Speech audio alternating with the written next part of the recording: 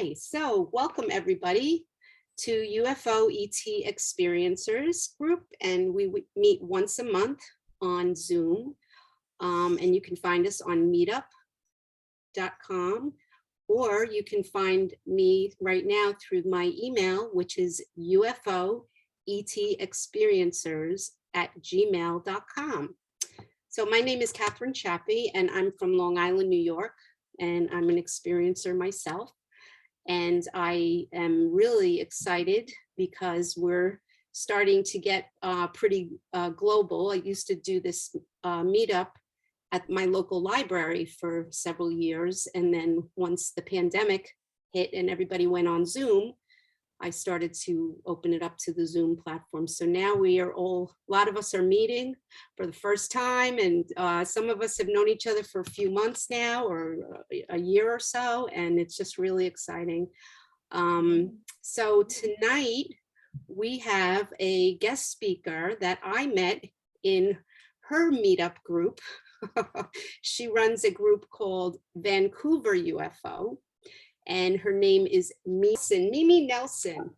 And she is a beautiful soul who has a mission here also in regards to this subject matter and this genre. And I'm so happy to welcome her to tonight and to our community.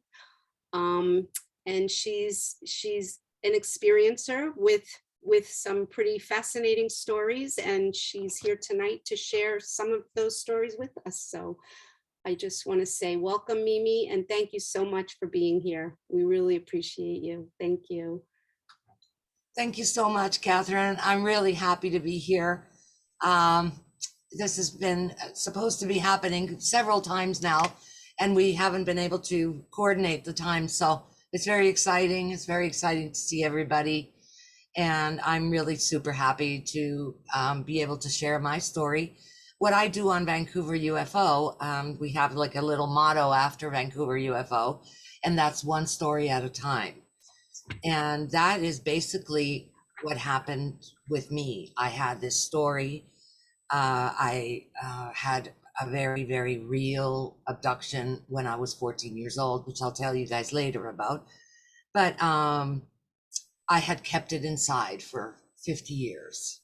I just didn't tell anyone until I think it's 5 years ago now. So the first person that I spoke with was Miles Johnston of the Basis Project.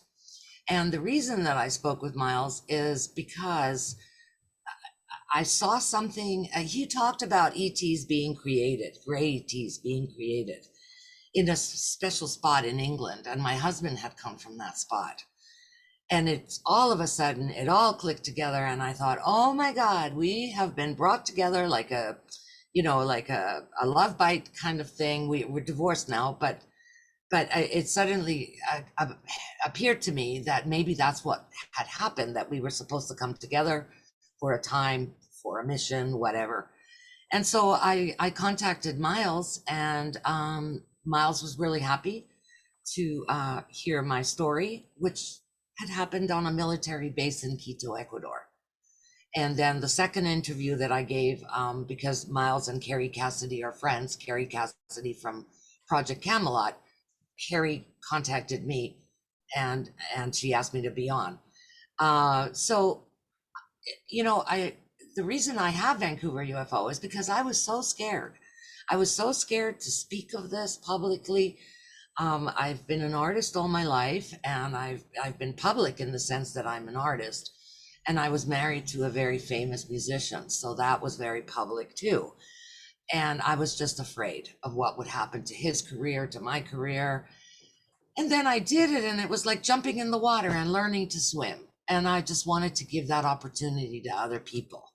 And that's what Vancouver UFO is all about. It's one story at a time. I'm listening to people who have a story and helping them to move forward in their in this field, if that's what they want to do. If they want to go on the circuit or write a book or whatever, I try to provide a platform for people to be able to develop their story and their what they're going to do with that story. So anyway, that's my introduction to the little thing that I do. And if you want to ask me anything, Catherine, I'm here for you. Oh, okay. Well, thank you, Mimi. And thank you for that introduction. And I guess what I'm curious about is like, how did this all start for you? You said you had an experience as a child. Is like, how old were you when it first started? Well, there's stuff that I'm still investigating, the childhood stuff, but the things that that have really been like like forks in the road, let's say, in my life, were things that started not in South America where I was born, but I grew up in New York and New Jersey, and we would be some of us and myself and maybe a couple of other kids would be pulled out of the public schools. I went to PS number 5 and I went to PS 182 at one point, and then we moved to New Jersey. So we would be pulled out of school and brought to basements to be tested, sort of IQ tested and all of this stuff. And I started to remember some of that stuff, like trying to move a pencil on the thing and trying to levitate things. And I have vague memories. They're not really clear. I want to do HQQT to go deeper into those aspects of my You life. mean QHHT, right? UHHT, Yes. yes. Dolores Yeah, I'd Cannon. like to Yeah. do that actually Oh, because okay. because Do I that want to. actually. So I might be able to help you with that one. I know, I'm so hoping that you can. Okay. So anyway, yeah, I have vague memories of that kind of stuff, and then other things that happened to me in my childhood that are markers. I got extreme vaccinations at one point. I was very ill for about 3 months in my house. And during that time, it seemed to me that I was getting super soldier training. I was jumping out the window from the 5th floor to the 4th floor of the building next door and doing scary things that still make my stomach feel like I'm on a roller coaster. But, I was separated from other children for a period of 3 months. And during that time, in which I slept a lot, but I also had this other really strange things happening to me. My brother was, I probably shouldn't talk about my brother. I will not talk about him, but there were very strange things that were going on. And so I think that in early childhood, I may have been marked for a super soldier kid. I don't think that ever happened. I became a smoker around 12, and all of the kind of super stuff stopped happening. I was a broad jumper, a kind of champion, I guess, in my school, broad jumper. And I could jump very long distances. I could climb. I could climb like a monkey, and all of these super things that were happening to me. But then after I stopped smoking, all of that kind of super soldier training stopped, I think. And very vivid dreams and a lot of paranormal stuff also. But at the age of 14, my father had sent me to Quito, Ecuador, where he was from, and because he wanted me to connect with the Spanish language, and he wanted me to do some of my schooling there. So I went to a private school there, and I spent a couple of years there.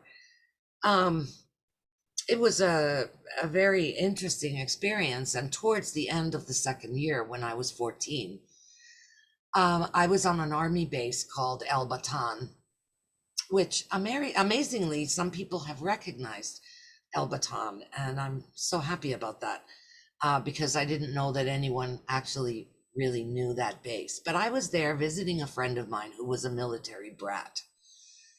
And as I said, we were both smoke. I was a smoker. She was a smoker. So we wanted to leave the house before we had to go to bed.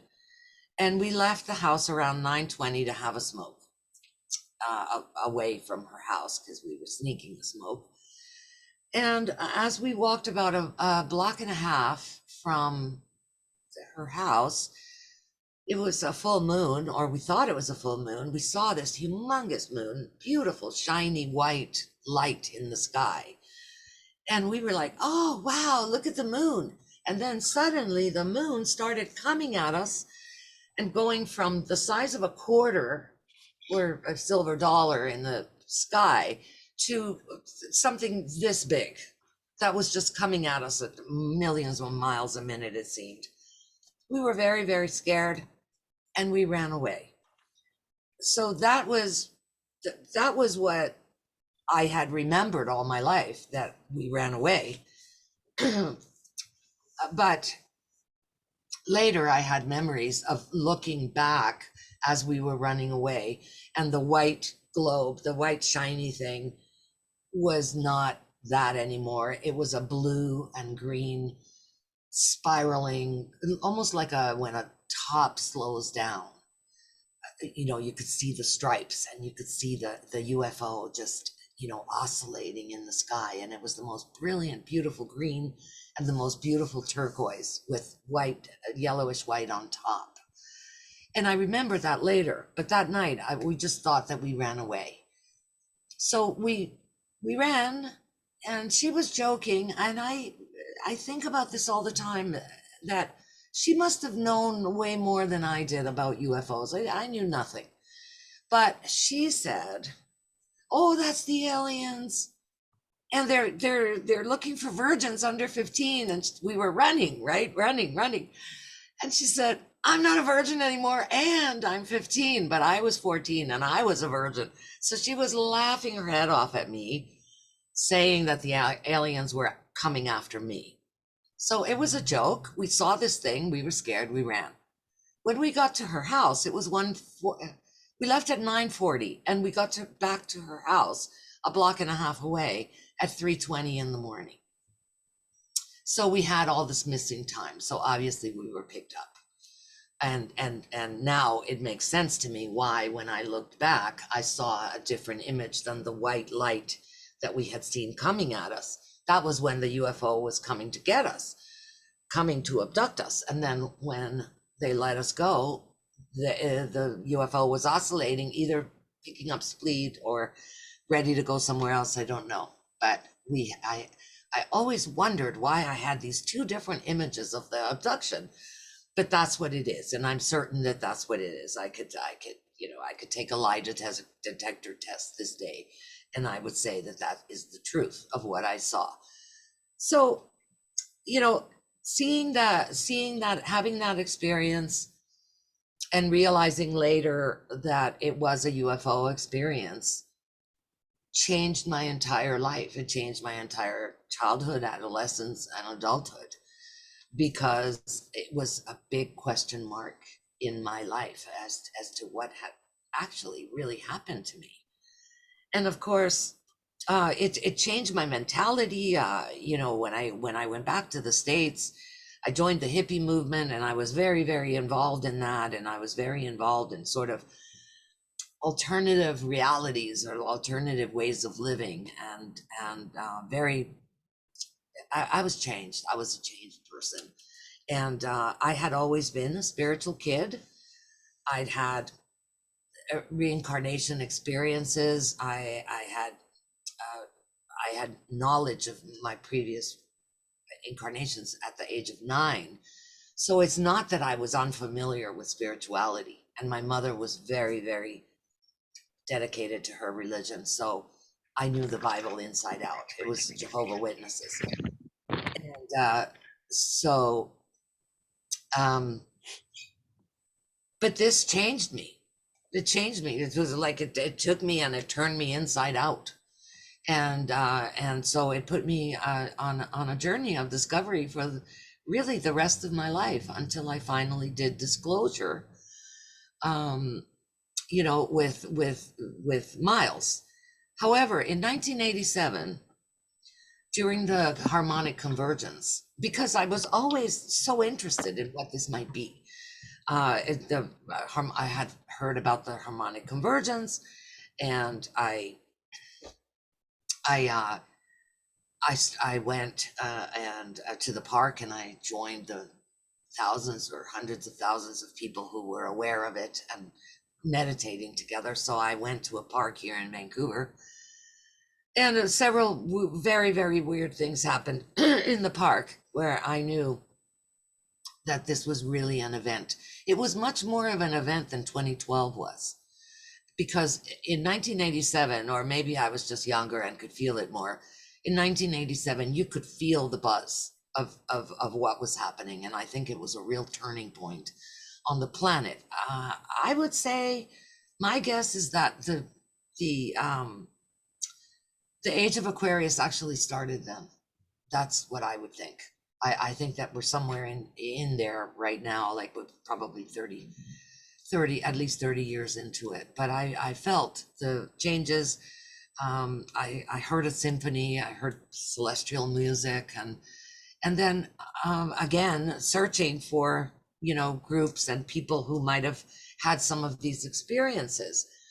And I joined a group that was a self-development group, and other people that were, in those days we didn't have internet, so we just would put up a sign in a spiritual bookstore or in the free community paper, and we would, and that's how people, or word of mouth. And so there were people looking for other people who had been given an image of a grid. And so I found some of these people, and if you'll just give me a second, I'll turn my video off for a second, and I'll show you guys the grid that I was given. So video off. I'm not sure how to, yeah, there we go. So that's the grid. It was it's a grid around the planet that's like a geodesic dome. And I was told that every point of light that's on this grid is actually a human being or a group of human beings that are meditating together. So, it became my passion to go and find these people. And I was joining spiritual groups, and trying to find, and I was told that it's triangular. So the way that the meditation is done, and hopefully Catherine and I can do the meditation at some other point for you guys. The way that the meditation is done together is you reach out in the astral or in person if you know people that are doing it with you, and you do the meditation, which is to create a plasma grid over the earth through triangular connections between three people. So a lot of other people have talked about this triangular thing, but I feel that after all of these years and years and years of really not knowing why I was abducted, and I was not abducted by the Greys. I did my first regression in 1987 when I was given all this information that I didn't know what to do with, and I did a regression which showed me exactly what had happened on the ship. And the person who did the regression put a Peruvian crystal on my stomach and told me that she was going to count back to 10, or that I was to count backwards from 10. But the moment she put the crystal on my stomach, I went into the abduction.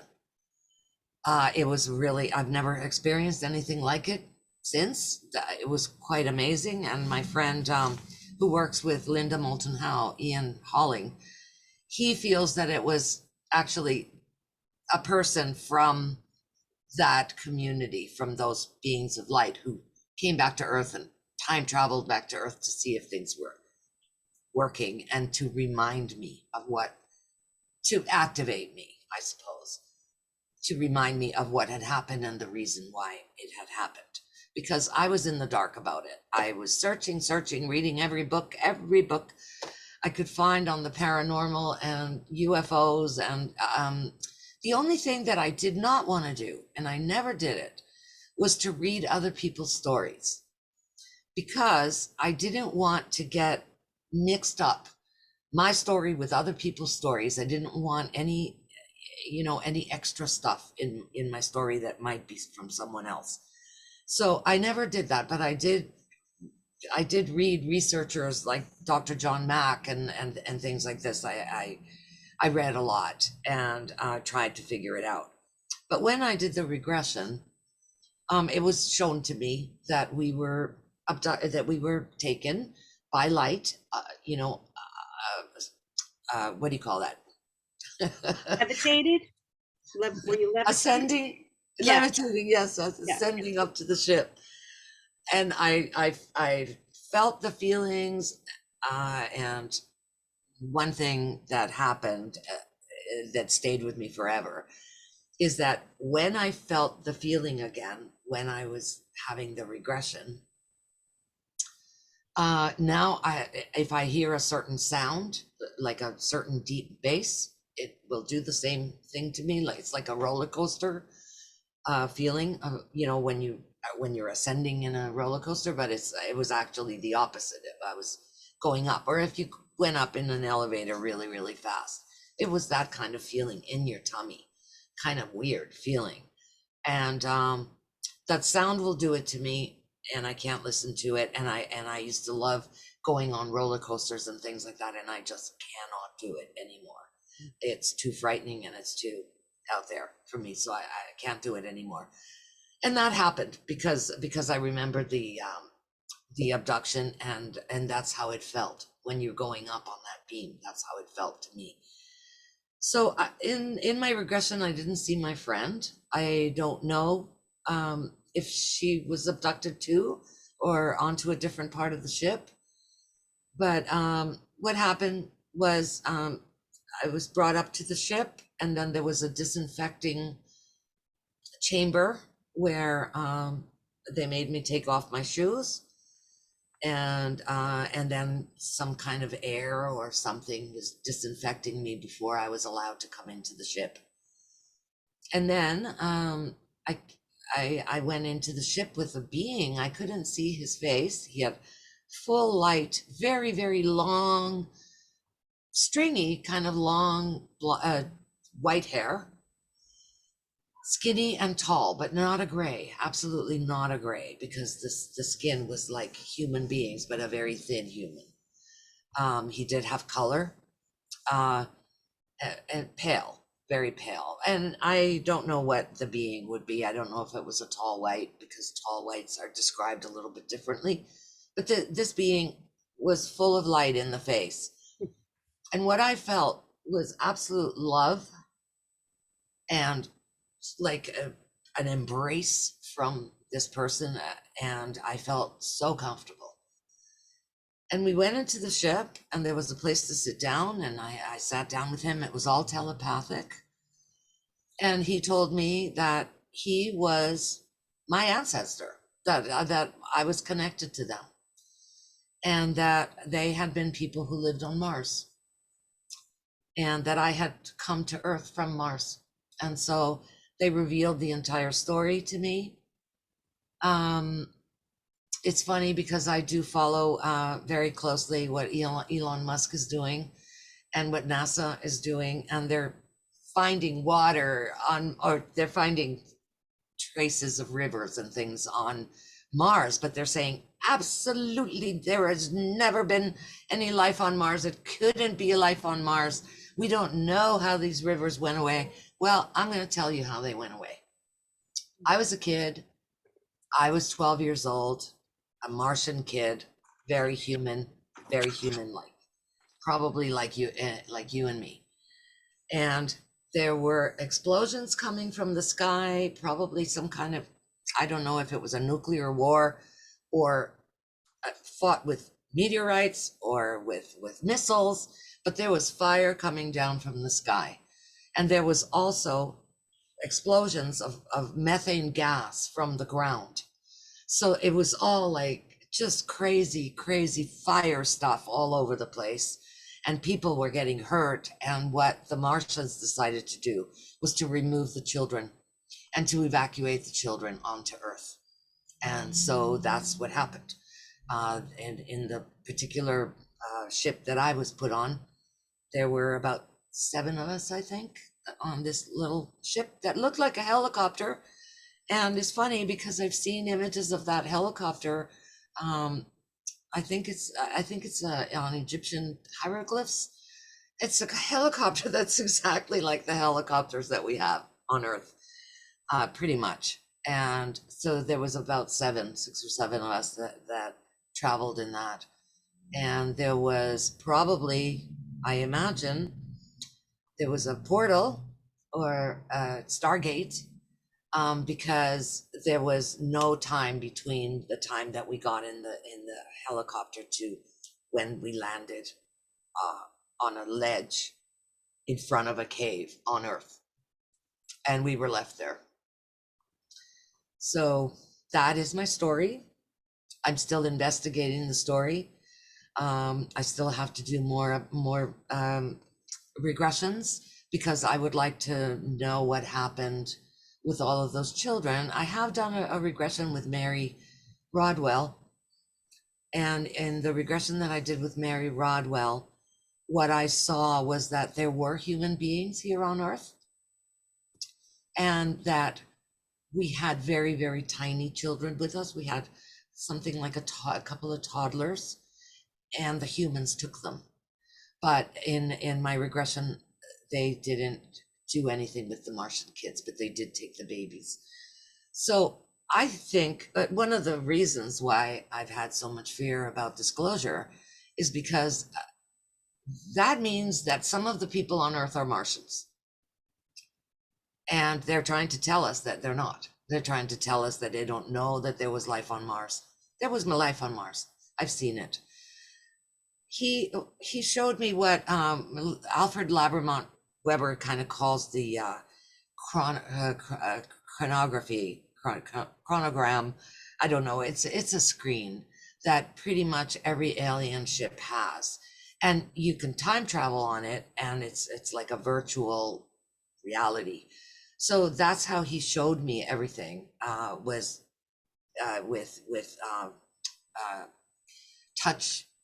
touching the screen, touch screen technology. Mhm. You have to remember, this was 1968. We didn't know anything about touch screens technology. We didn't know a lot of the stuff that was on that ship, including the MRI looking machine that disinfected me, which it was very much. Now when I've been in an MRI, I'm like, oh boy, this is exactly what it was like.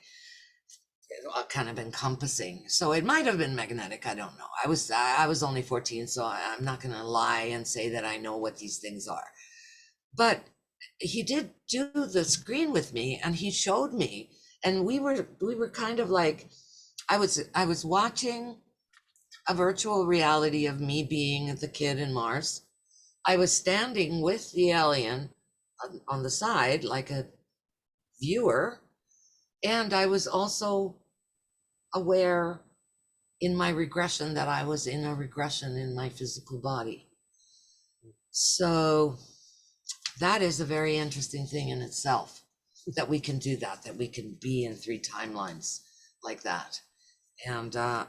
But I don't really know what happened to the rest of the Martian children. I don't know how many people were evacuated from Mars.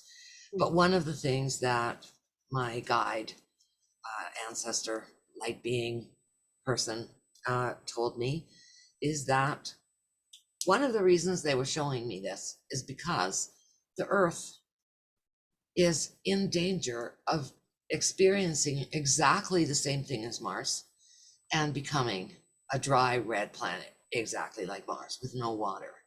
And he said that one of the particular things that we need to do is to watch our water, to be careful about our usage of water, and of course peace, because it looked like it was a war. But the he showed me like pollution and scenarios that I don't really want to give time to, because I think that a lot of us are awake and aware now, and I don't think that those timelines for Earth are going to happen anymore. But he did show them to me, and he did say that there was a danger that Earth could go the same way. Now, just talking about water, we could say, look at what's happening on the Earth with water. Look at California, the water's drying up, and then the things that are happening with the sun, the radiation, the things that are happening with the methane gas on this planet. And I saw it. He showed it to me. Methane gas explosions from the ground. So we need to be careful, and we need to not do this. We need to not repeat. And I just have to laugh when Elon Musk and all his crew say there was absolutely no life on Mars. I'm actually going to get in touch with Elon Musk, and I'm going to tell him my story, because I think he needs to know that, unless he knows and he's hiding it, unless NASA's hiding it. I don't know, but it's time that they know that we did have this. And yeah, they can put geodesic domes up there and whatever they want, but I think that it has to be recognized that we possibly were one race, one culture, and there were other humans here when that child came. So we're probably a mixture of whatever was here on Earth and Martian people, at least some of us. And I wish they would do some better DNA research so that we would find that out. But we're just never told the truth about things. So anyway, I think I've spoken enough, and I'm going to shut up now. But that's my story. Oh, wow. Thank you so much. Geez, there's so much to your story that I could ask myself. I could ask you so many questions, but I wanted to, if it's okay, I wanted to go back in time a little bit. So you, Sure. Yeah. you discovered through hypnosis that what happened to you, or a part of what happened to you during that missing time. Yes. And when you described that you laid down and there was a crystal on your stomach, and as soon as that crystal hit your stomach, you were out. You were back in time. Yeah. So I've had hypnotic regressions. I had one with Dr. Boylan. He's an amazing regressionist. He's an amazing hypnotist doctor. And I went to see him in Sacramento, and I did have a regression with him, and he did use hypnosis on me. What happened to me in 1987 with the person who put the crystal on me, that was not hypnosis. I don't know what that was. Oh, okay, because you described. Yeah, I mean, it was supposed to, it was that she had asked the group that I was in, which was called, let me think, it's like 30 years ago or something more. It was called the Vancouver, I'll think of it in a minute. Anyway, the Vancouver Center for for self-awareness or self-growth, or trying to help you, sorry. Yeah, I can't remember what it was called. Okay. Exactly, but it was like a self-help, self-development group, and we were learning polarity training. We were learning actually past life regression, and there was a 2-year course. It's not around anymore. It didn't make it into the future, but the lady that ran the group had been asked by this person if she could, if they had any abductees there. And I was the only abductee.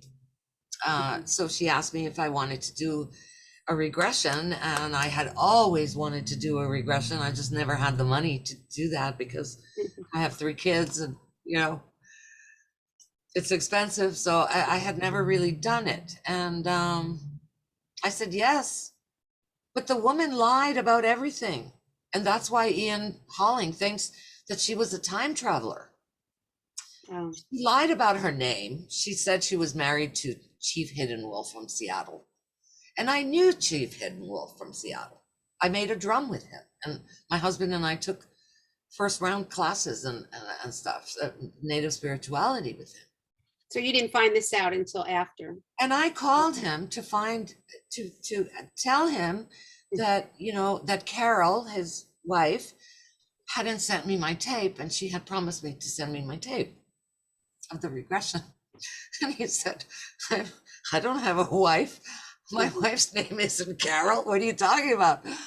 And so that was a big fat lie. So I don't know who she was.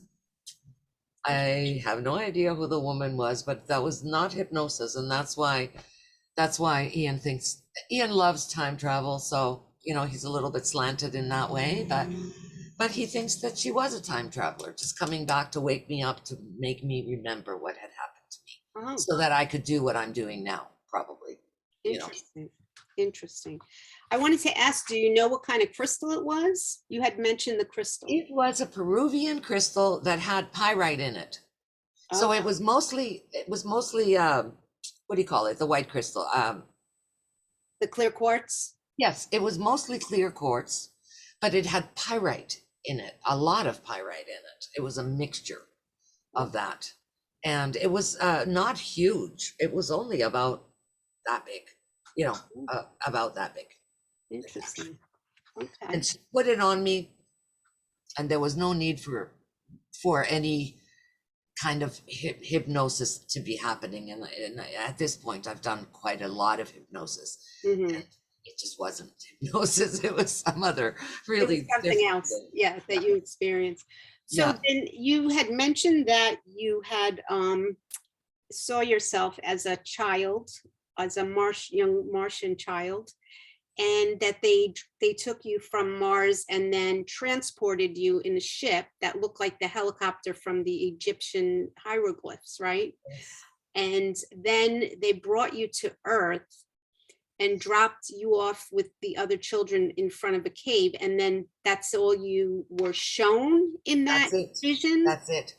And I then, was not yeah, shown beyond that, which is like the really juicy part of the story, you know, like what happened to those Martians? Where'd they yeah. go? So do But you know what year, or do you know around what the timeline was? Like how many years back would you say that was? Or well, could you say, or you don't know? I mean, I don't know, but when I did the regression with Mary, she asked me that. And the number 1300 came up, but I have no idea if it was 1300 years, 13,000.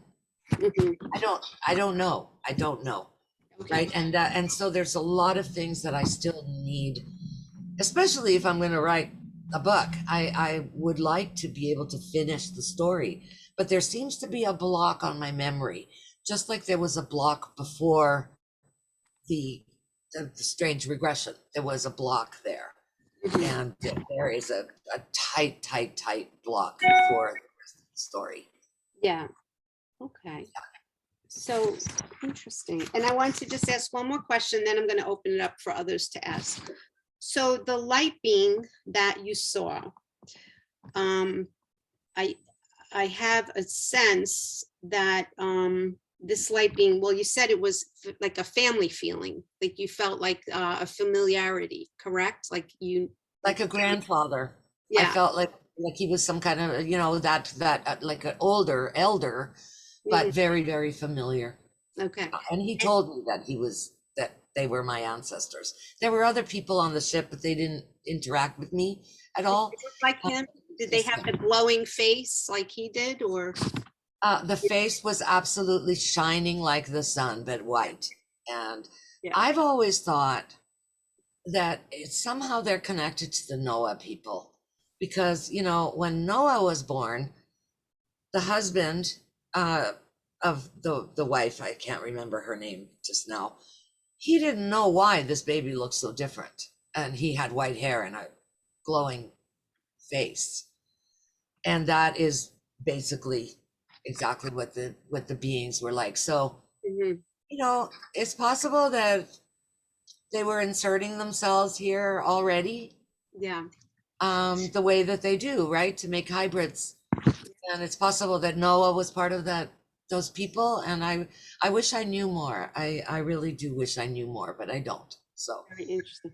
Did you feel anything with that light? Like, because I just want to I just want to ask you that because I have had similar experiences with those same type of beings. Yes, I know. That light, that face, you can't see the face because it's all light, but they have a body and they're Yes, beautiful, shining. They're like shining ones, you know? So yeah. was there a feeling that you got that, or was it like, I got the feeling that they were the shining ones, exactly what you've just said. mhm, Now, that could get me in trouble because some people think the shining ones are the Nephilim. So, they were beautiful beings of light, and they had no evil in them. That's what I know for sure. So you could feel the love that they I were? felt the love. I was enveloped completely by the love and the familiarity that I felt with this being, the kindness. When he brought me to the seed, it was just like, I don't know, like a teacher, like an elder feeling, and supernatural for sure. Yeah. Supernatural. Yeah. Oh, thank you. So beautiful. Like yours. That I really plugged into your story when you told it, because the feeling that you got and the radiating faces and all of that. That's how it was. Yeah. Oh, beautiful. Were they very tall? Like how tall would you? I remember thinking that they were 7, Mhm, possibly 8, but probably like 7 feet tall mhm. and very, very thin. Yeah. I mean, we see some basketball players that are around their size. So, you Yeah. know, Yeah. All right, so now we have some hands going up. So we're gonna call on our first questioner, Terry. Hi, Terry. Hey, Catherine. Hey, Mimi. hey, Terry. Love It's your background, so, Terry. I'm sorry. I love your background. It's Oh, cute. thanks. I made that for my work. Oh, it's We have awesome. see, it says, "Give me up, Scotty. I can't take another Zoom meeting." Yeah. Mimi, thank you so much for sharing your story. It's giving me goosebumps because I've had a similar experience with, I'm not going to say that they're the same beings that you had an experience with, but in 1986, I went aboard a space. Now I was not abducted, but I went voluntarily aboard a spacecraft. And the being that was outside the spacecraft, very tall, about 7 feet tall, very thin, white hair, white robes, very, Yes. very thin. I couldn't see their face either, but it didn't like glow like you said. It was just more like a blur. Okay. But when I got up to that being, the unconditional love that I felt from that being was so incredibly powerful. It was so overwhelming. It's like, take the love you have for your child and multiply it by 500. I mean, it was just crazy. It's such a beautiful experience. And when you said that you felt like you had been activated, I too was activated on that trip on the spaceship, because when I was brought home, shortly after that, I had a major Kundalini awakening or spiritual awakening, or what do you want to call it? And I started having out of body experiences. I was having psychic phenomenon happening. It was a crazy ride for probably a year or so. I honestly thought I was going crazy. I really did, because I wasn't into any of the UFO stuff, and it was all brand new to me. So it was crazy. What else did I want to say? Can I just say something? Yes, ma'am. In 1987, I had a Kundalini rising, unexpected rising. I was meditating. Actually, I was meditating with sound. I was meditating with the vowels and just making sounds. And at one point, one of the sounds just hit whatever it is, and I exploded. Wow. So yeah. Wow. So I think that does happen, and that is an activation, I think. Yeah, absolutely, 100%. I've had some regressions as well over the years, and during my regression, I found out that I was part of that family of ET, that ET race, and I went through this whole weird experience where I found myself on the ship. I was an ET, and I was part of a program that I was supposed to come back to Earth because I wanted to work one-on-one with people. And then, you know, I went into this like pod shaped thing, and it kind of filled up with liquid, and then I was on the outside of the ship, and I saw my soul. I saw my ET soul come out of the ship. It looked like a little spark of light, and then it kind of burst into thousands of little sparks of light, and they were all flowing down toward the earth. And I understood that each and every one of those sparks was a part of my soul, but it was going to be, they were all going to be coming to earth and having individual lives in past, present, and future. It was phenomenal. That's awesome. Phenomenal. That is amazing. Yeah. But so that means that you were able to see a part of yourself that's a very, very high being, right? Yes. Because you were basically seeing your soul group, I guess. Yes. And they are with me now. And I mean, I had one visit me late last year, showed up in my bedroom, scared the living crap out of me. I mean, it was like, whoa. So they are still beings.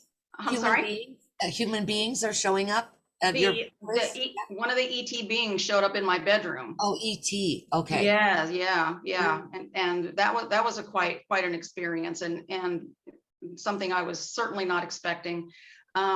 So I'm wanting him to come back now because he scared me so bad. I was like, oh my God, that's not what I want to work with you, but that's not what I had in mind. Don't show up in my bedroom at 3 o'clock in the morning and scared the bejesus out of me. So I'm trying to get him to come back. And so it's a work in progress. Yeah. You're giving him boundaries, Terry. You're giving him boundaries. Yeah. Yeah, we've all talked about that, right? Some people are like, oh, I love you, but please. I know. Not at 3 a.m. Yeah. Not in the shower, not in the bathroom, and not at 3 a.m. when I'm still sleeping. Yeah, absolutely. 100%. Anyway, that's kind of all I wanted to kind of share with you a little bit. And it was just uncanny how similar our experience was. But anyway, thank you so much for sharing that. And thank you for sharing yours, because that's what I live for, right? It's just to find the other people that have had these kinds of experiences. So please join my group too. And I'm going to look. Yeah, I will look for you. Yeah, I have interesting guests on. My latest guest that I had was Elena Danan, and of course she's an abductee as well. So I pretty much like have everybody there who's, whether they're a famous person or not, but they all are people who've been abducted. We're all finding each other, and not all people that our experiences are, or not all people identify as abductees.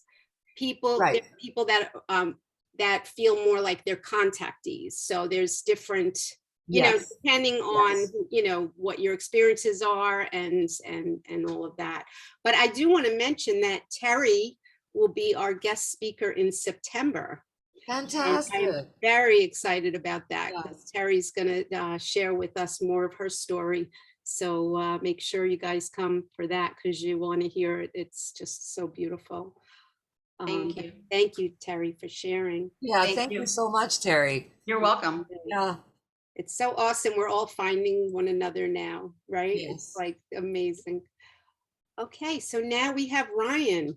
Hi, Ryan. Hello. So glad you joined us, Ryan. Thank you. And Where's great story. Ryan? Oh, there you are. Hi. Great story. My experience has been limited to the non-physical and not the physical, but in the non-physical, I'm a walk-in for an ET, and they're still merging their energies with my energies, and I'm going through a process, and it's been, interesting. But my question to you is, what do you think led to the destruction of Mars? Was it because of nuclear? Then it was because of warring ET factions, they were at war with each other. What do you think led to the destruction of Mars, and how it turned into what it is today? Okay, so I have to tell you that everything I'm going to say to you right now is my guess. Okay. It's like my intuition about it. I wasn't told what was happening. Like, I was shown what was happening, and there were just explosions everywhere coming from the sky, fire balls from the sky, and then explosions of of methane gas in the ground.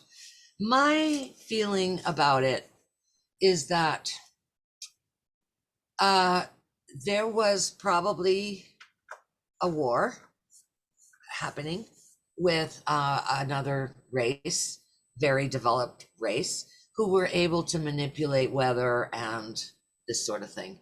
Because the way that I saw it, it looked like meteors.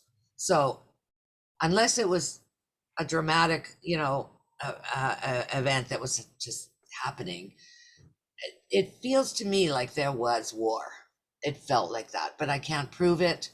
And all I can do is I might try to paint it one day. I'm more of a sculptor than a painter, so I really reserve that. But I'd like to show it. In fact, I've seen it in other people, like in the comics that Batman and Superman and all that. Those comics, what are they called? They're making so many movies now, and some of the images that are in those movies are basically what I saw when they have interstellar fights and stuff. It was kind of like that a little bit.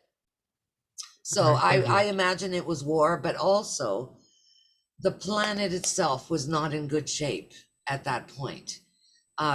Because the planet was exploding. Now, whether the fireballs that were coming were drying up the atmosphere, drying up the oxygen, and making the explosions, which would make sense. I have a friend in our group, Jeff Selver. He actually sent me scientific information about what may have happened with the air, the methane, and the oxygen. But if I come back sometime, I will bring those notes and better science answers for you. Thank you so much. Thank you. All right, does anyone else have a question? I mean, I have a question. Okay. I'm curious about, you had mentioned when you were young, you felt like you were doing things that were kind of like you had mentioned super soldier. So Yes. for people that maybe aren't familiar with that, can you clarify what that is and why you feel that you might have been involved in that, and what it was that you were doing that makes you think the possibility of that being so? Well, I have crib memories of people in white coats, for one thing.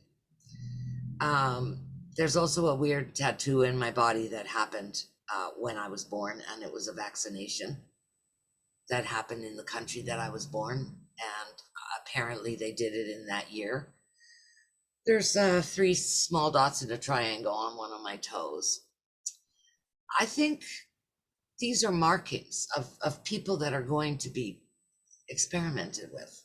I was born in 1953 in Uruguay, and the Nazi scientists and Nazi factions had moved into Argentina and Uruguay at that time. They were there, and they're good at science. So I imagine that they were probably in high positions in hospitals and things like this. I have other Uruguayan friends who were born the year before, for instance, or the same year as me in the same city, and they don't have it. So, but I've been told all my life that that was the way that I was given that on the day I was born in the hospital as my vaccination. So, I don't know if they vaccinate children on the day they're born, but I was. So there's that. And then hazy memories of other things that happened to me in the public school system. But the thing that it was the enhancement of strength and agility. Like if you can catch a fly in the air, that sort of weird thing. Very, very strong hand-eye coordination and speed. Yeah, so I think that I was chosen to be in those programs, but I have never been to that I remember. I've never been to like one of the dumps where most people that do super soldier stuff, they remember being underground bases. I do not remember. I think I was kicked out because I started smoking, and so probably Saved by the Bell. But super soldiers do a lot of work on the astral for the government, and also I think in physical form, and then their memories are wiped. So it's not really the greatest thing. Mhm. I don't want to be a super soldier. I don't think I got to be that, Mhm. but I think that I may have received training for it early on. Very interesting. Thank you. Thank you for sharing that. Yeah, Carrie Cassidy on Project Camelot talks a lot about super soldier stuff too, if anybody's interested. Mhm. Oh, okay. Thank you. So now we have Elizabeth would like to ask. Oh, one more thing about super soldiers. Not me, because I've never even been in the army, but a lot of people that are in the army suddenly start remembering that they were on missions and that they've forgotten, right? And these people they have conferences of their own and stuff, and there's a lot of super soldier stuff like that, which I am not part of. But I do think that the training was happening early on. Okay. Thank you. Elizabeth? Hi, thanks. So Mimi, I have two, well, one kind of straightforward question and then another like a set of statements that I just can't put together really. But the first was at the beginning, you said something about the Greys are created in some place in England. Is that what I heard you That's say? what And that, I've never that's heard how, that. That's how I came to know Miles Johnson, because he does a thing called the Basis Project, and one of the very first beginning, he's on Facebook now. They kicked him out of YouTube and they destroyed all his work. So because he was getting a little bit too truthful, I think. But they got rid of him. But I think he still has those videos where people who worked in some of these military bases, US and English, swear that they were working with the Greys and creating biological entities that were like the Greys. And I don't know if they were clones or I don't know if they were robots, but that story came out. And then when I heard him talking about the particular place in England where my husband was from, I went, aha, right? So he probably was involved in ET stuff because of where he lived. And then we met, and there's a lot of weird coincidences about the way we met and about the way we separated. So yeah, just find the Basis Project on Facebook and join them, and then you can write to him, and I know he has all the archives, but I'm not sure where he's putting them at this point. But that was one of the early Basis Project. That was like Basis 1 or 3, like very early on. Okay, thank you. And then I'm kind of wondering also about your I'm just kind of seeing if I understand correctly, it sounds like almost, especially with the markings on your body and whatnot, and with you being pulled from your classes as a young child and tested with other students and things of that nature. It sounds to me like those are like they've been following you from birth. Maybe you were like genetically manipulated, like your makeup is kind of part of it's kind of designed by them or whatnot. And then with the super soldier training, and then you had that then you had the big experience when you were 14, and it seems like, did everything stop after that? Like, I'm kind of wondering, like, what were you activated for? Like, what are you supposed to do? Why did they not come back? I wasn't activated when I was 14, but I was awakened in a way, Uh-huh. because it made me become a researcher for the rest of my life. Not a researcher, but a reader. You know, I guess a researcher, but I never wrote articles about it. But Mhm. you know, it gave me the hunger to know what this could have been for the Mhm. rest of my life. You know, um, I I think that there's like two different things happening. I think that possibly there were experiments that have been done on the population, for sure, right? Mhm. Experiments that have been done with all kinds of things, and that are nefarious secret projects. And possibly that was supposed to be my path. But I think I think it was actually stopped when I was 14 by the ETs who picked me up, and it changed me. I changed completely after that.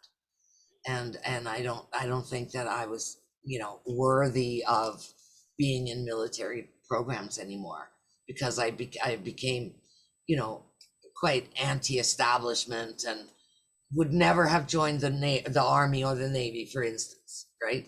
I became a hippie, like a real hippie, and I was living in the country and learning how to grow food and eating, you know, eggs from chickens, and you know, doing the whole thing. So um So for these I think I people ruined that, it. I think they ruined it for the okay, military, right?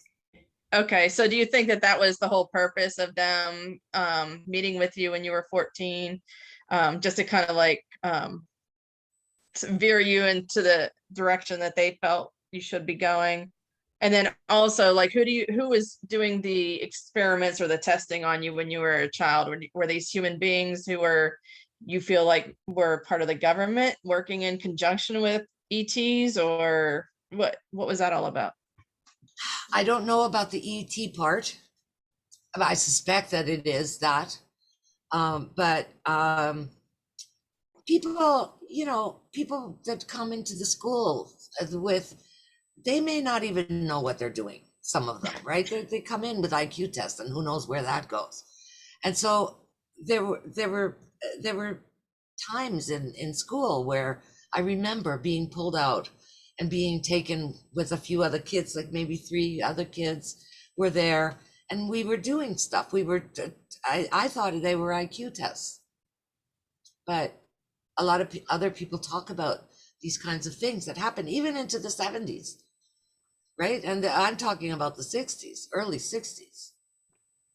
But people say that these programs happened in the 70s, but I believe they happened way before that. These kinds of experiments were happening, and they were trying to choose people. There's a guy called Andy Basiago that is in the circuits somewhere. I don't know Andy myself, but he says that he was a super soldier, and he did people talk about the 20 and back, where they go and they live 20 years on a planet, and they do these missions, military missions and stuff, and then they come back and they could have been gone 15 minutes.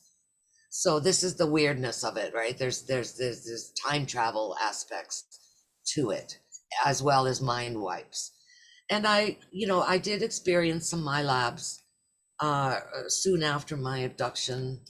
I was followed by not black helicopters, but by black cars, and I was almost killed by one, which I think was a Men in Black thing.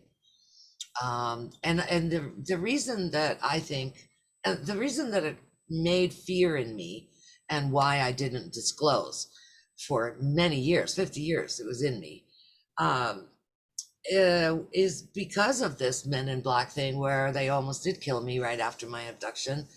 Um, People came into my house and stole my writings, ruined things, made floods. I've had fires. I had a lot of interference early on, and that kept me quiet. Uh, you know, uh, all kinds of sort of paranormal, negative, dark, ritualistic things as well that were thrown at me and thrown my way, and people like that brought to me. So I think that whatever the mission of light is in my life, there was also this other side that tried to stop me from doing it. And you know, so there it is. It's, I think that on the one hand, I may have been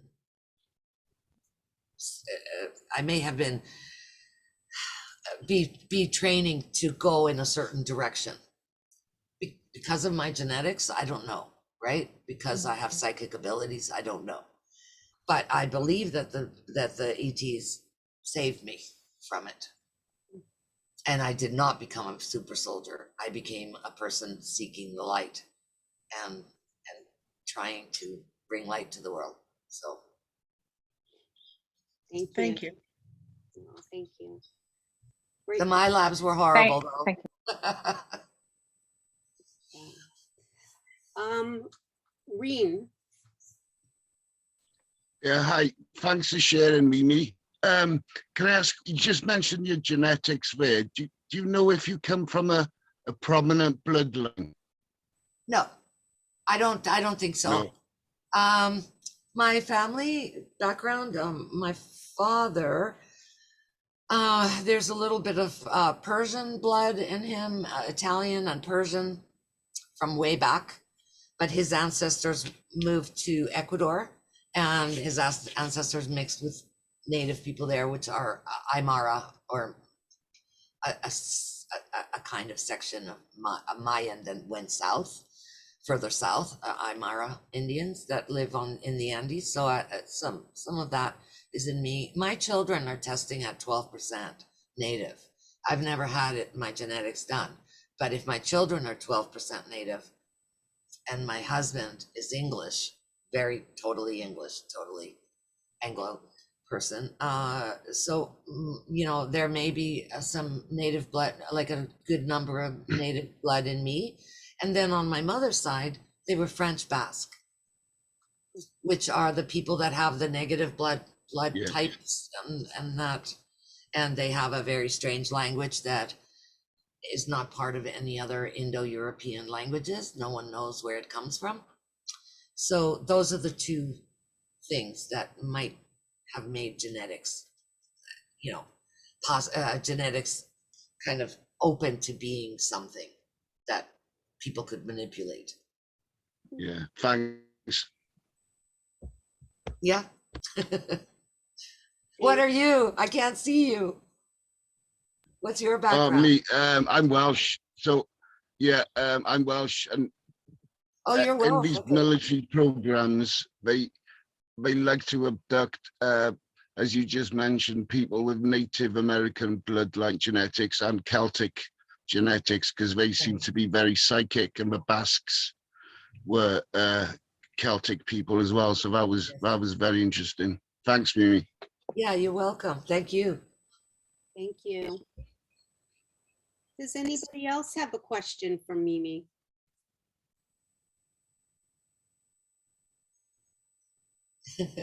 Was there anything else you wanted to share? Well, Mimi, I know you wanted to do a meditation, so maybe we will Well, have time for that. Okay, so I wasn't going to share this part of the story because we weren't going to share the meditation, but the grid, I'll put it on again so you guys can see the thing.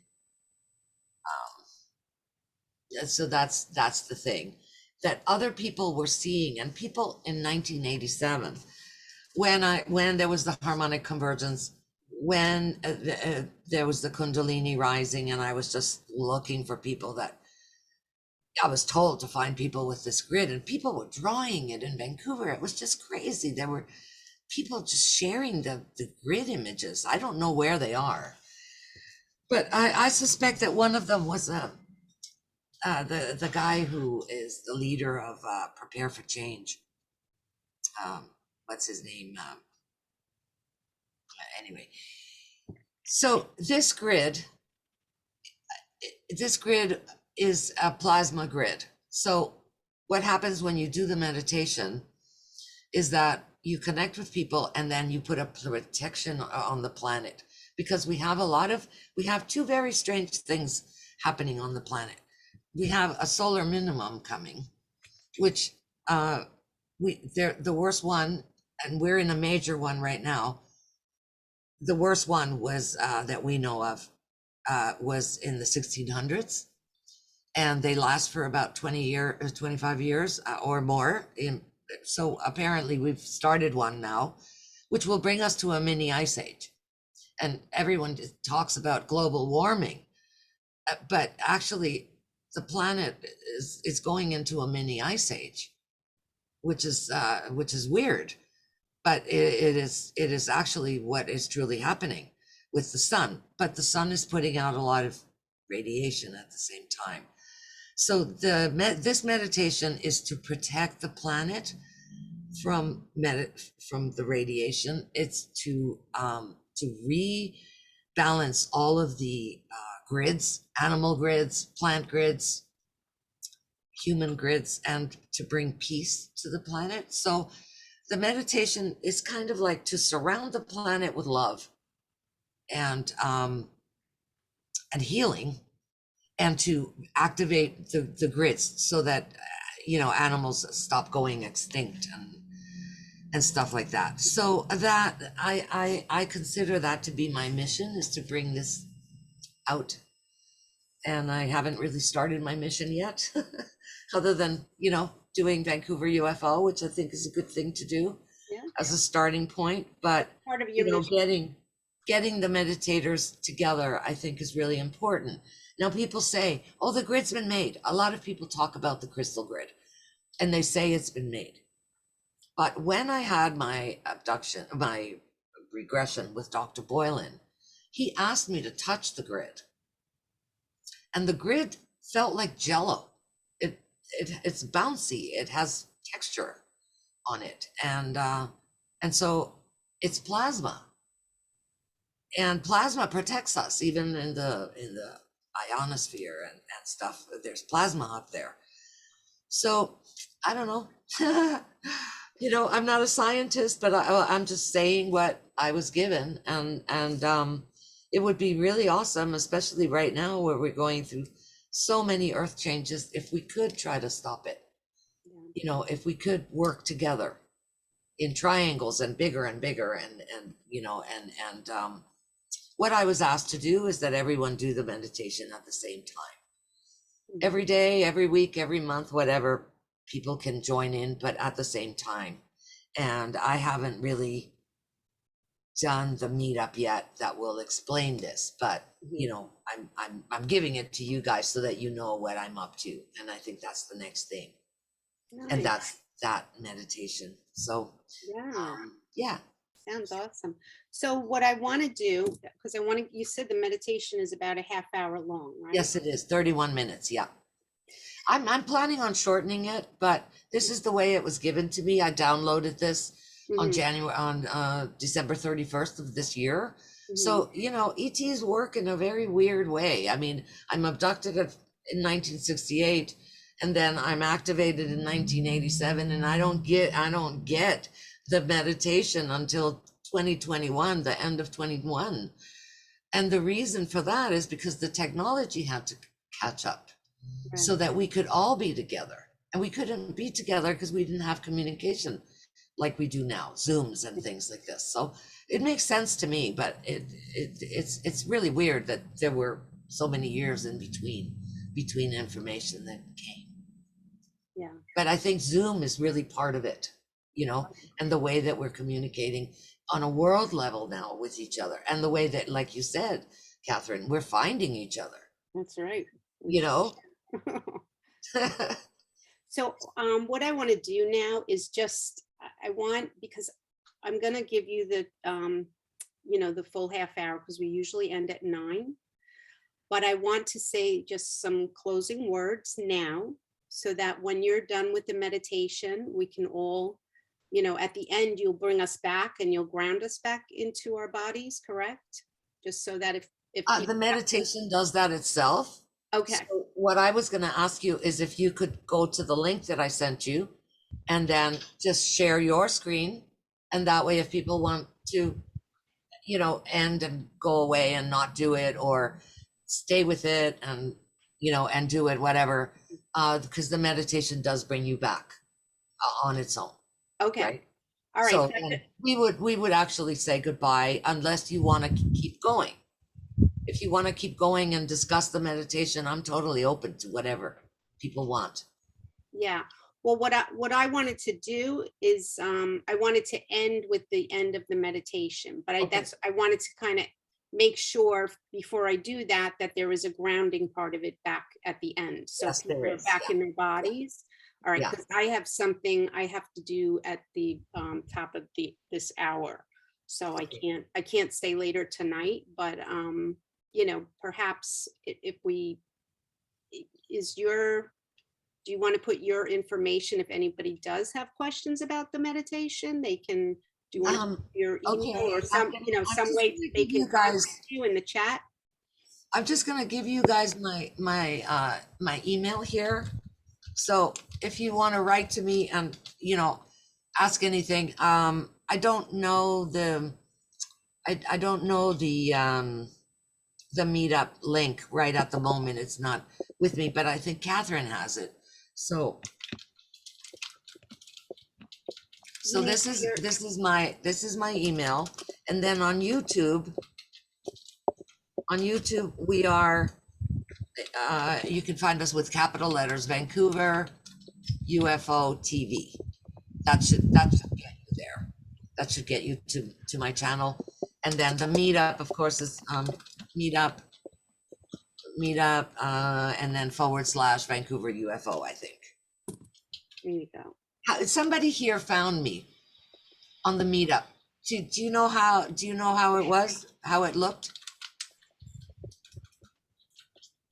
Somebody who just joined the meetup?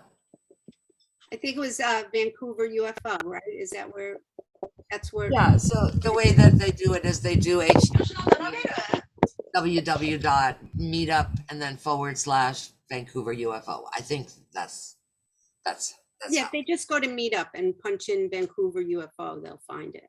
It'll- Yeah, and also if you just go to Meetup and find Catherine, she's a member, so you would be able to see the groups that Catherine's in, Yeah, and then you can do it that way.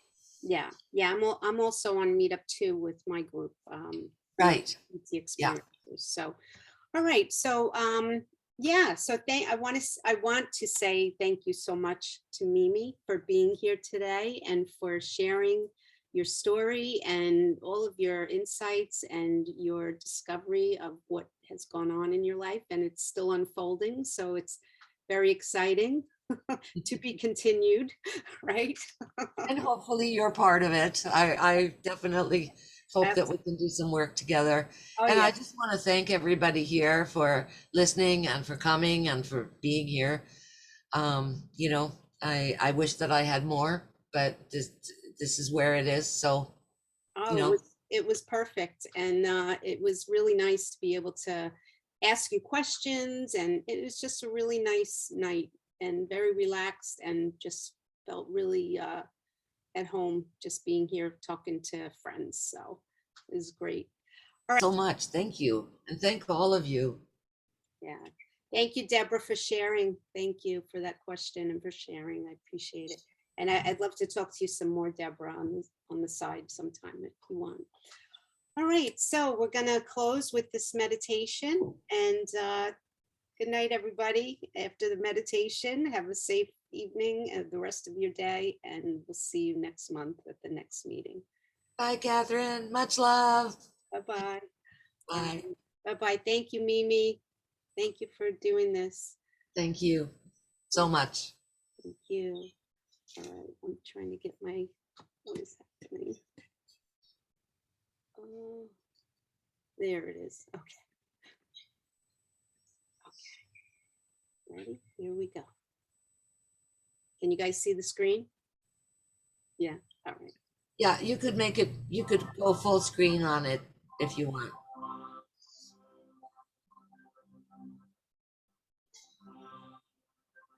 Let's begin.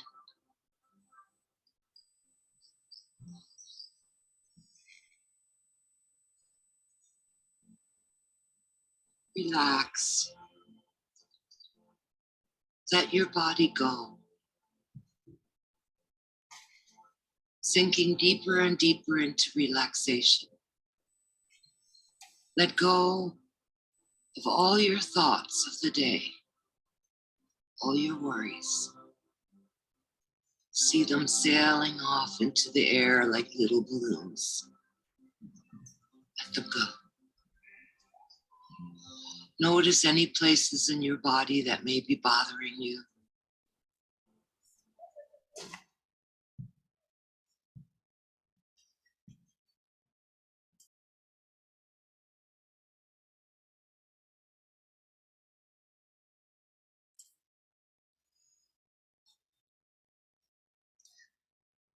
Are you guys hearing the sound? No. Something's wrong. Catherine, are you still there? Yes, oh, can you hear it now? Oh, there we go. Yeah. Okay. Leave it unmuted. Inhale in. Exhaling all stress and tension out. Breathe it out. Inhale in warmth and love. Exhale all that is not needed. All that does not serve you anymore at this point in time. Breathe in peace. Breathe out worry and doubt. Breathe in infinite energy. Breathe out all that blocks your connection to your higher power. Now, see from high above into way deep inside the earth, a powerful, brilliant, pure white pillar of light. Feel the movement in this pillar of light. It is the frequency of joy. Feel it moving down to encompass your whole body. You are surrounded by this light. Feel this energetic source of light activating fields within your body with every particle, every molecule, every cell and atom in your body. This is your connection, your access to high energies and frequencies. This is your birthright, your connection to source. Imagine that this source itself coming to fill your body with a light grid. Connect to that. It is filling up all of your cells and healing every part of you that is not in perfect harmony with your cosmic blueprint. You are activating your light code. Feel your body's gratitude that you are paying it attention and returning it to perfect health. You are glowing with this energy.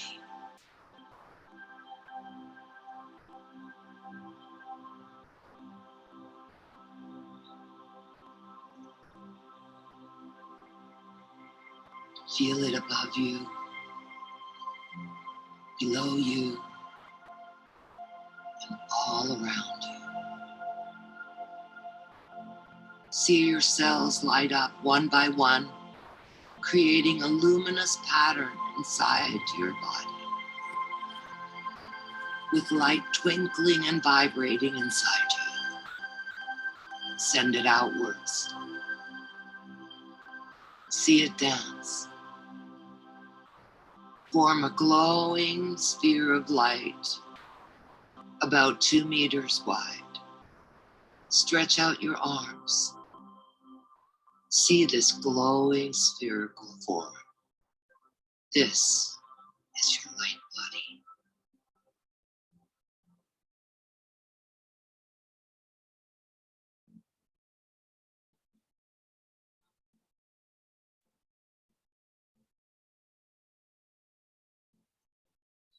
Now imagine that you are opening your crown chakra to receive even more of this white light.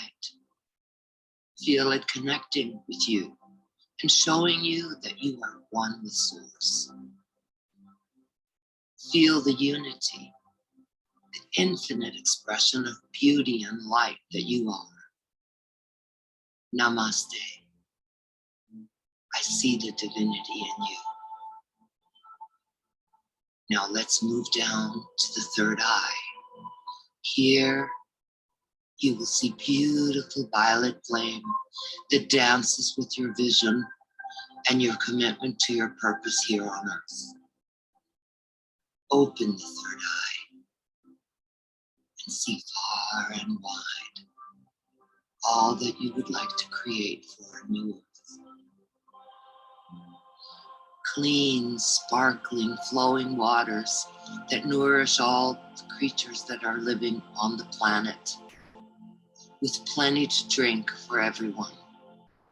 Clean and fresh for fish to thrive in.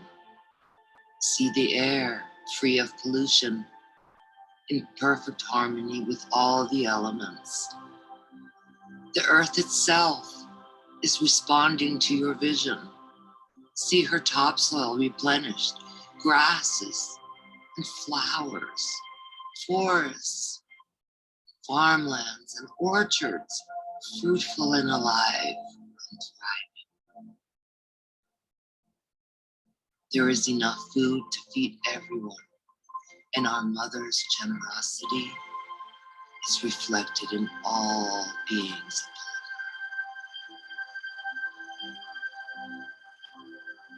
The animals, at peace and in perfect harmony with each other, and man. The hearts of humanity open to change for the better, open to love and compassion for each other, respecting each other and living in peace. Now, let's move down to the throat chakra, where communication will be clear and positive. Clear out all that is not light. Regenerate your communication center so that your words will have meaning and strength and serve to lift up the spirit of your fellow creatures. See a beautiful aquamarine crystal shining there as you walk your daily lives. You can use this whenever you feel blocked. Shine that beautiful blue light. Now, move down into your heart center. And there, the light turns into iridescent light, violet, pink, and green, flowing from your heart outwards. See it expand and glow from violet to pink to green again as you reach out your rays of love to the world. Your heart is open, healing all of the earth. Here is your balance, your place where heaven and earth meet in your body together with your will. Now send that white light to light up your solar plexus. There, it turns into a bright golden light like the sun. This is your superpower. Here is your will and determination. Align your will to your greatest good and know that you are sovereign. You belong here and you are doing what you came here to do. You are a powerful being, anchored in the light. Use the light to manifest the greatest good upon the planet. Move the light down into your creativity chakra.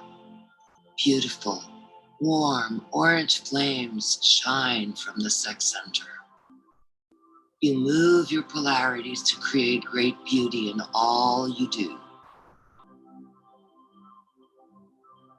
See the yin yang symbol spinning here, and know that you have male and female within, working their magic in your life together. If you have a partner, send them blessings. Feel the harmony, the strength of your creative power to manifest. See your best ideas turn into reality. See them now.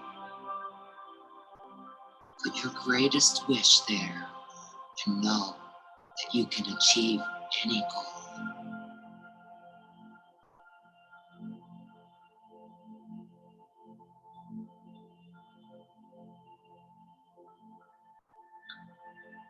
Now, move that beautiful orange light down into your sacral chakra, where it will shine brightly, ruby red.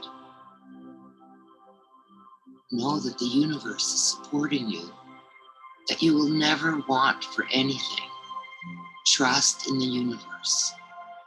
It wants the best for you, but not merely for you to survive, but for you to thrive here on earth. You are so loved.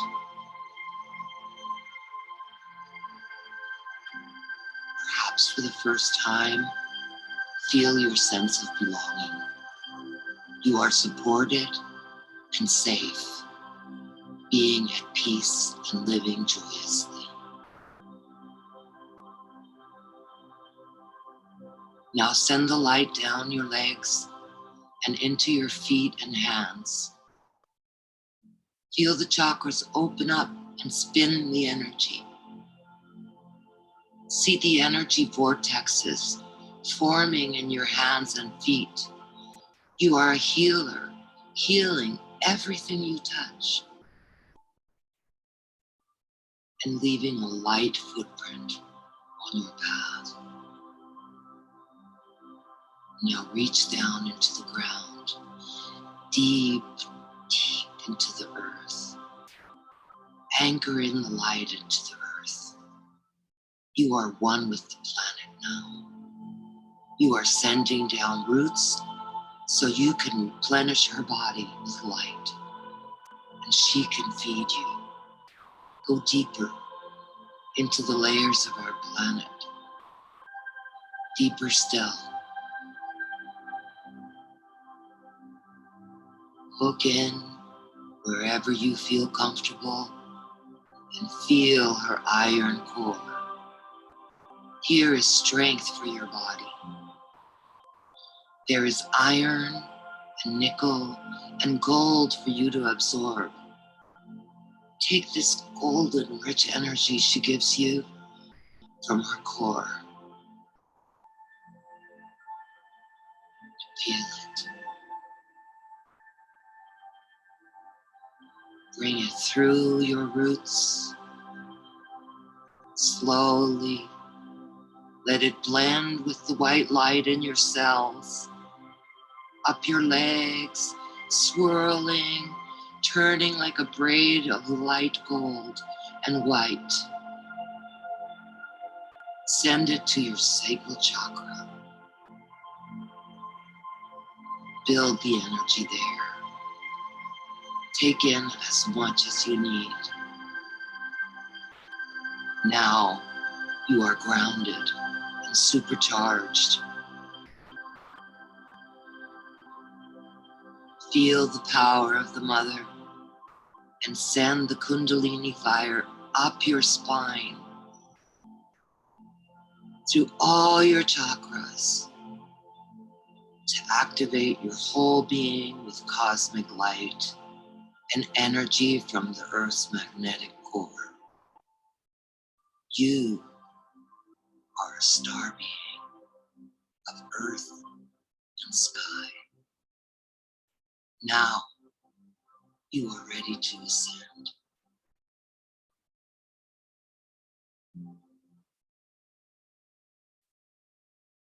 See your globe of light all lit up with every chakra glowing in its own colors, every atom of your being tingling and sparkling. Now that you are grounded and shining brightly, you are a point of light in the universe.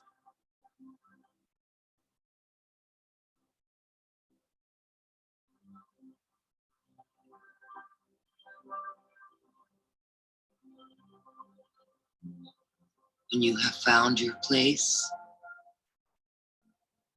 start to visualize connecting your sphere of light with another on your left and on your right. Search for your partners. They are in the astral, but they are there. Reach until you find her. Touch the other person who will build your triangle with you. Reach out to the left and find your other partner. He is there, reaching for you. Feel him. Join hands. Connect now.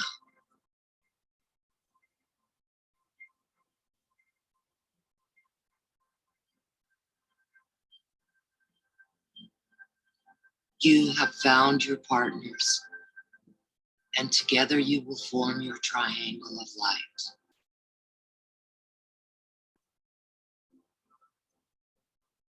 Later, they will manifest in person in your life, and you will know them. Reach for them now. Connect your hands. Fill the space between you with light. See yourself as a column of light coming from above and reaching into the earth. Together the triangle forms and it has shape, a texture, a size. It is real and it is there forever. Now, see that your partners have reached for 2 other partners and see their connections. See their triangles of light lighting up. As you look on, you see other triangles popping up and the spheres forming around the earth like a mantle of energy, alive, moving, sparkling with light. Expand. See the grid from above and see the points of light. It is so beautiful. It is so healing. And it is holding the web of life. It is protecting the planet and all its creatures from any sudden changes. Hold the light. Breathe. Hold the light. Breathe. It is creating a safe space for ascension.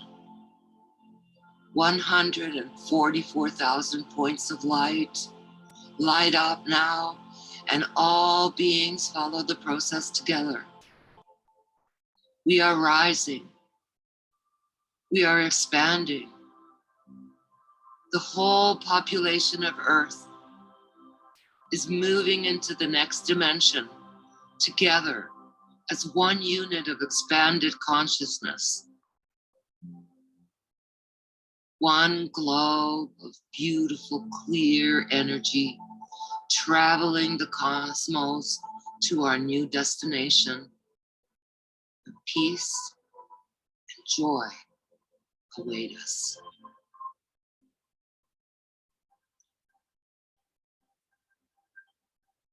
Life is flourishing with abundance. We feel uplifted with love for everyone. Hold the light. Hold it a little longer and see that the grid is there.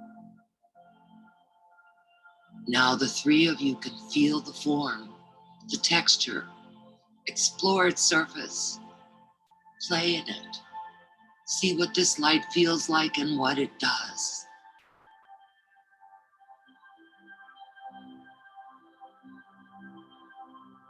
Feel that energy in place. Feel the connection with your light partners.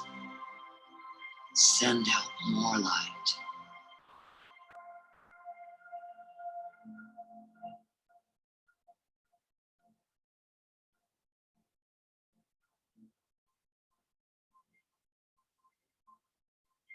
Together, you are creating the Earth grid. You are all lighting up the magnetosphere. All 144,000 points of light coming together to form a mantle for our mother.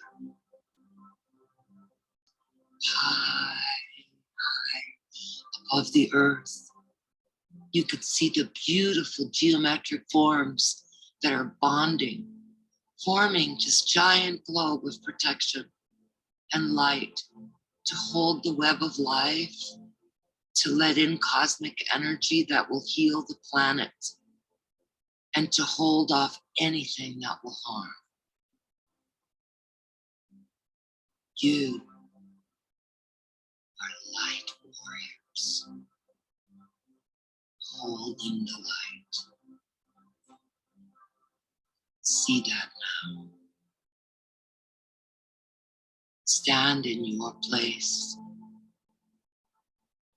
Breathe in the light. Breathe in the frequencies that are being given. Breathe out healing. Breathe in light. All out perfection and into every crevice and connection.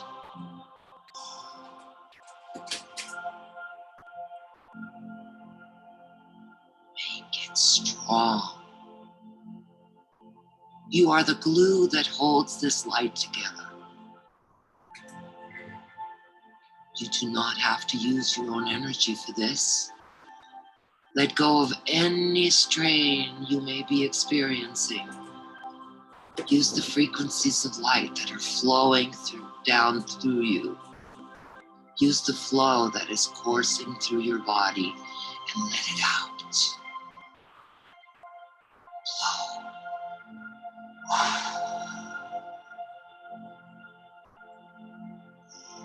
Breathe. Breathe. Breathe in the light. Blow out peace and tranquility in waves of love.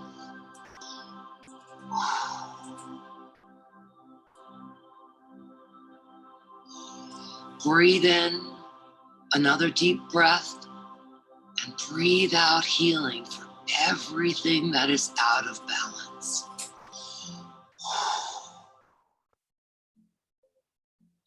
Bring it back to its natural state of perfection.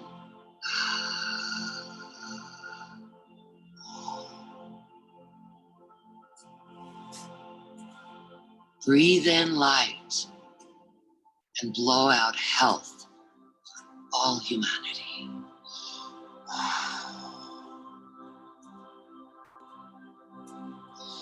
Breathe in. Blow away all negativity now.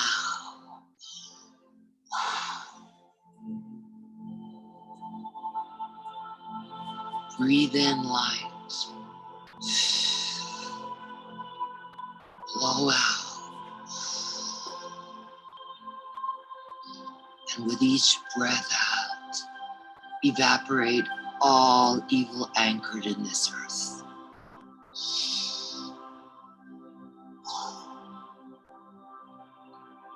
There is no more space for that. Breathe in. Blow out healing light that restores all ecosystems. You have the power of the light. You can do this. Breathe in. Breathe out change. Breathe in. Blow away all hate and war.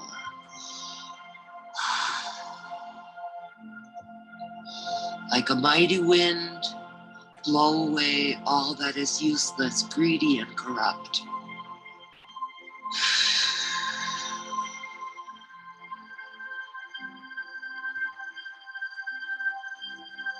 Take a deep breath, and with this last breath, know that your work is done. Breathe out the new earth.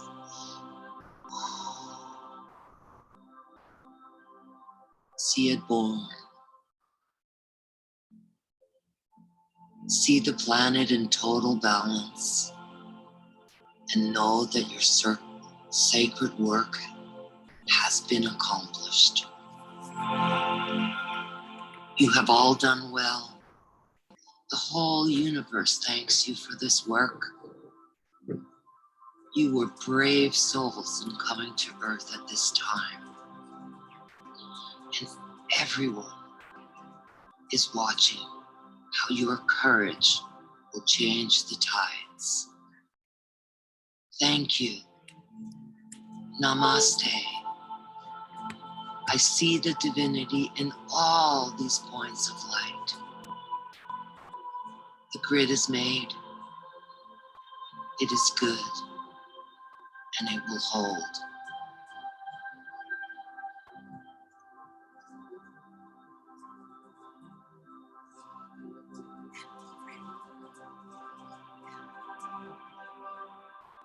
Now, you can begin to let go. Come back to this place as often as you like. Visit every day if your soul is inspired to do so. Now slowly move away from your partners and acknowledge them. And thank everyone here for their good work. Slowly, slowly begin your descent back into your own body. Come back.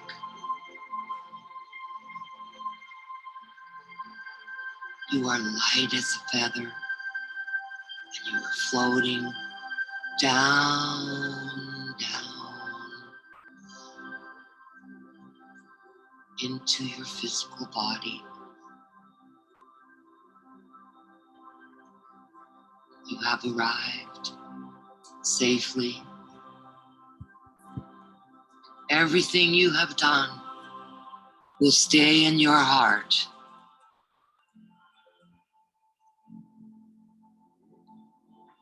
Now open your eyes. See the room you are in. Tap your belly. Clap your hands.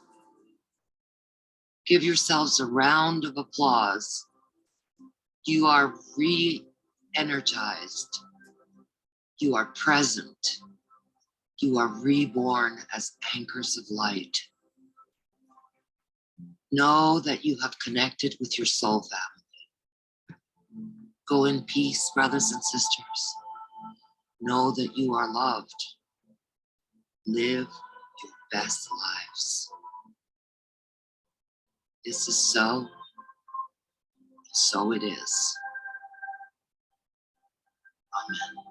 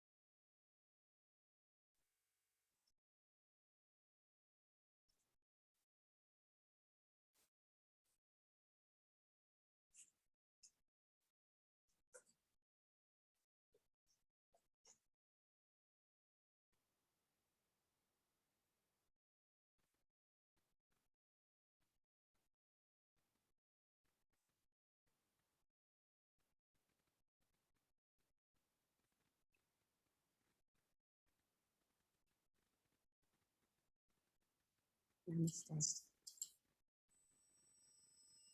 Namaste. Thank you. Neem. Aren't you sleepy now? That was so beautiful. Thank you so much. Yeah. Thank you for putting it on. Thank you for being here tonight, and we'll be in touch. Okay. I will Okay, talk to you some more. real soon. Okay, God bless everyone. Bless. Good night. Good night, Deborah. Good night. Thank you.